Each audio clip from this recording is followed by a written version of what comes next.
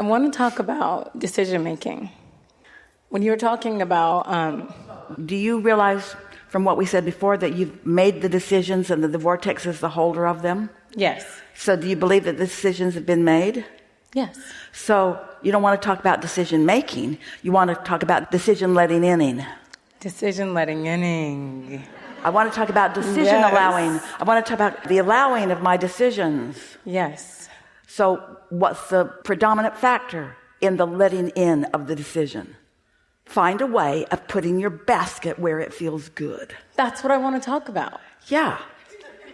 I was going to say that. Only you can do that. So my brother just got out of the hot seat, and he's very deliberate. He's really good at being specific about what he wants. We don't find that to be true at all. I know. He wasn't doing it today. I don't know what he was doing today. It was different. But he's always very deliberate. He's the reason. He told me that he wanted to come here for my birthday. And I was like, I want to go to Abraham, but I don't want to do it for my birthday. My birthday's on Monday. And so I said, of course I would want to come. And once I let it go, everything just flowed to me. And I feel like when I'm just allowing the goodness to roll in, I get all these things out of my vortex, but I'm not being specific. When I get specific... So for a long time, we've been talking to you all about you put it over there and then you don't stress over it and you're more likely to let it in. Or you focus on it in a way that lets it in. That's what placing your basket is all about. Placing your basket in just the right place. You see, it seems to most everybody that the best thing is to put your basket really far out, because it seems like really far out is where all the good stuff is. That's where the hard stuff is. That's where the billions of dollars are. That's where the miraculous healings are, really far out there, far out there. That's not the point of this conversation at all. It doesn't matter how big or small in comparison to anyone else your desires are. They are your desires, and they are completely achievable. All you got to do is find the sweet spot of allowing. Now, the way this conversation started, we like it so very, very, very, very much, because you said, I want to talk about decision making, and we were able, and you were all able to understand it completely. Decision making has already happened. We're talking about decision letting in. We're talking about decision allowing. So step one happened. You sifted and sorted and asked. Step two happened. It's over there in the vortex. The cooperative components have already been gathered. What do I do? What's step three? Step three is placing the basket in a place that feels good to me. That's all. A place that I believe, a place that I want. Not so far out there that I doubt it. Not a comparative place where I compare myself to somebody else who I think does way better than I do. A place that feels good to me. So that requires making some statements and finding out where they fit on this scale. So? I feel like when I'm So what's the desire? Say it again? What is the desire? The desire. Deliberate creation. So you've already... I want what I want. You're so much like your brother.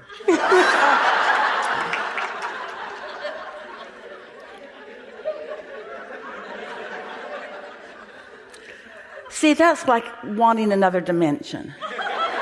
In other words, I want what I want, but you can't even begin to place your basket until you're talking about something specific that you're trying to figure out how you feel about it. I start to wobble when I start talking about specifics. Well, that's the whole point. The wobble means the basket's not in the right place. The wobble is I'm asking for something that I don't believe.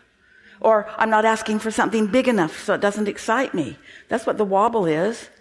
Esther's been playing this game with all kinds of things since we started talking about the deliberateness of placing a basket. We've been calling it the art of allowing. It's the art of getting your basket in the right place for you today. So I've done step one and Source's done step two. So my step three is getting myself in a place where I don't block it. That's what placing the basket is. Anything that would come up. So the other day, Esther's moved into a new building and it's moderately dysfunctional. Internet goes down.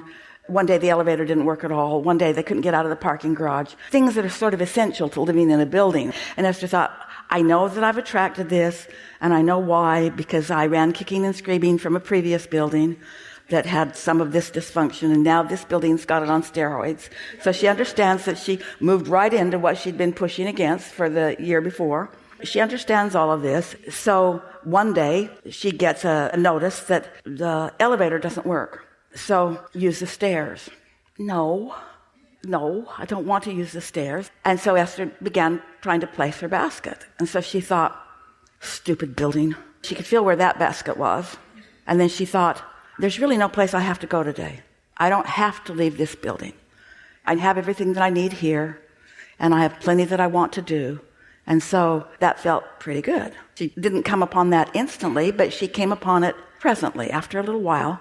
So she sat there, and she felt really good. And then she thought, it said that the elevator would go down to the first floor, but you just then couldn't get up again, or you couldn't go to the parking garage. Anything that needed the fob, the elevator wouldn't work. And so now Esther's thinking, no problem, I don't need to go.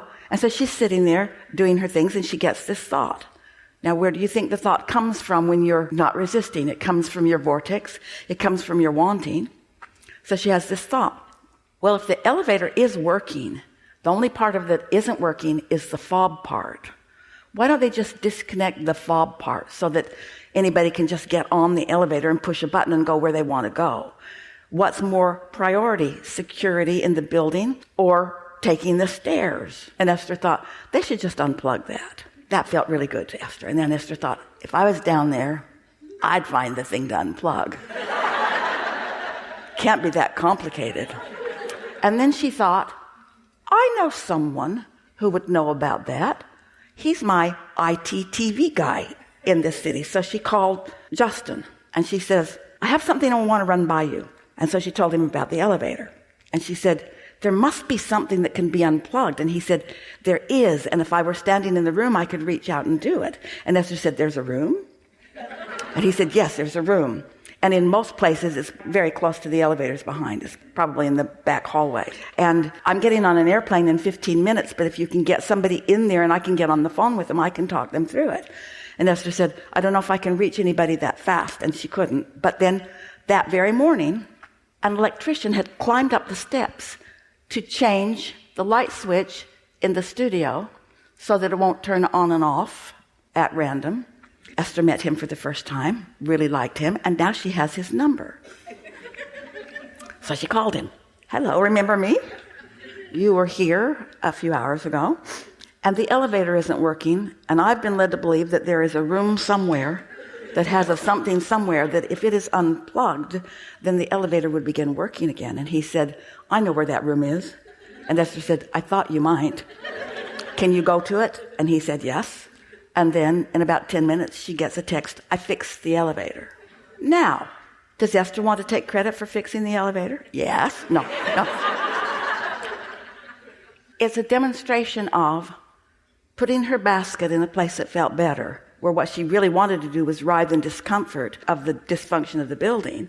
But she'd been playing that game with us for a few days, and so she got herself into a good-feeling place, and then an idea came, and then another idea came, and then another idea came, and then another idea came. And for sure, that was the immediate path to getting the thing running on that day. In other words, there isn't anything that you can't figure out, because you have a connection, brother, to infinite intelligence. You have a connection to those who know everything, know where everything is in relationship to where you are. There's nothing that's not available to you. You just have to put your basket in the place that lets the ideas for the next and the next and the next and the next and the next and the next come. See how it works?